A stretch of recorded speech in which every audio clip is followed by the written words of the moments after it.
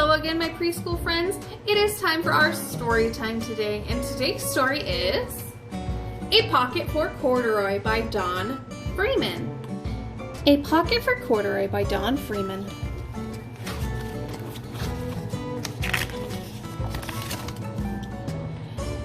Late one summer afternoon, Lisa and her mother took their laundry to the laundromat.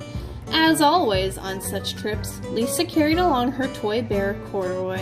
There's Corduroy. Oops.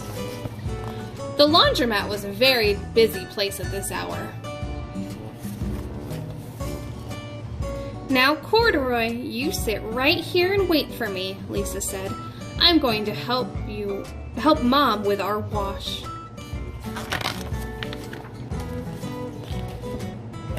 Corduroy waited patiently. Then he suddenly perked up his ears. Lisa's mother was saying, "Be sure to take everything out of your pockets, Lisa dear. You don't want your precious things to get all wet and soapy." "Pockets?" said Corduroy to himself. "I don't have a pocket." He slid off of his chair. "I must go find something to make a pocket out of," he said, and he began to look around. Did he follow Lisa's direction? No, he's not sitting in the chair like she said. What do you think's gonna happen? Let's find out.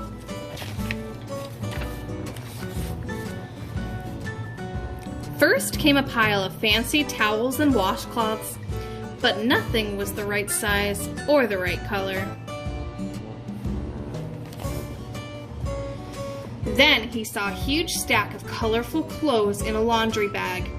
"There ought to be something in here to make a pocket out of," he said.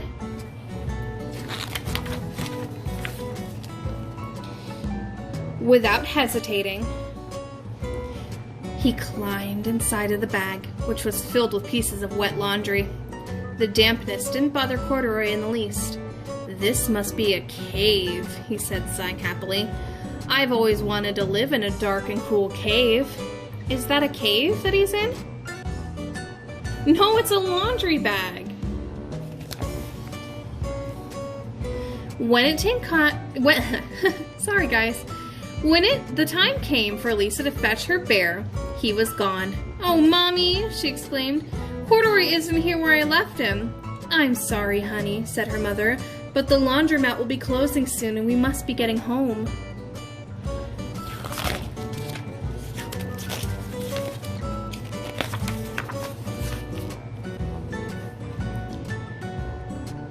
Lisa was reluctant to leave without Corduroy, but her mother insisted. "You can come back tomorrow, sweetie. I'm sure he'll still be here." "But where is Corduroy?" "Yeah, he might be in that bag right there. Remember the cave?" There he is. As they left, a young man wearing an artist's beret was taking his wet laundry out of a bag, the very same bag that Corduroy had discovered. Before he knew it, Corduroy was being tossed together with all the sheets, shirts, shorts, and slacks. What do you think's gonna happen now? Oh, well, let's find out. Corduroy went inside the dryer. But just as the artist was shutting the glass door, Corduroy tumbled out onto the floor. "How in thunder did that bear ever get mixed up with my laundry?" the artist wondered. Poor Corduroy was damp all over. "Well, the least I can do for him is give his overalls a good drying," said the man thoughtfully. He unbuttoned Corduroy's shoulder straps and put his overalls in the dryer to dry them off for him. What a kind thing for that man to do. Corduroy felt dizzy as he watched the clothes spinning around, but the artist became inspired. "This would make a wonderful painting," he said as he took a sketch pad out of the pocket and began drawing the swirling colors. "I can hardly wait to get back to my studio." Finally, the dryer stopped whirling and the man gathered up the clothes for Corduroy. Then he helped him put on his warm, dry overalls. All at once, the manager of the laundromat called, "Closing time, everyone out!"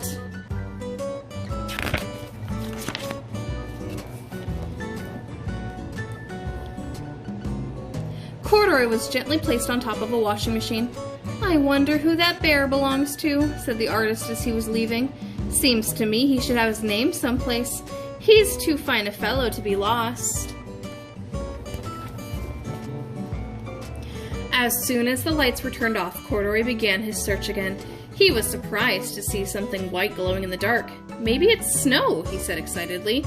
"I always wanted to play in the snow." Do you think that's snow that he has there? No, it says Swan Flake Soap Chips.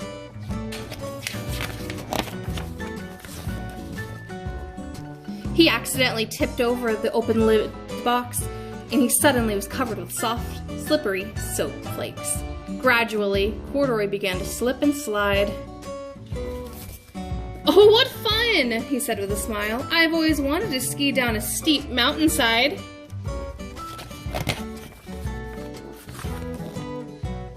He landed, paws first, in an empty laundry basket.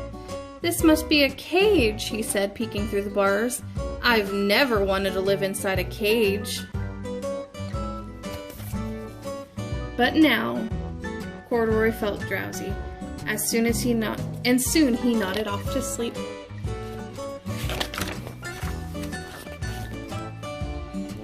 The next morning, Lisa and her mother went back to the laundromat. The manager came and opened the door for him. "I left something here yesterday," she explained. "May I look around?" "Certainly," said the manager. "My customers are always leaving things behind." Do you think she found Corduroy? Lisa was searching under the chairs and in the back of the washing machines when she heard the manager call out, "Is this what you're looking for?" "There he is, in the cart where he left him." Yes, he's my best friend," shouted Lisa as she came running. She reached in and picked up Corduroy from the basket. "So this is where you've been, you little rascal," she said. "It's time I took you home." Lisa thanked the manager and ran out of the door and down the street, holding Corduroy tightly in her arms. "I thought I told you to wait for me," she said. "Why did you wander away?" "I went looking for a pocket," Corduroy said. "Oh, Corduroy, why didn't you tell me you wanted a pocket?" asked Lisa, giving him an affectionate squeeze.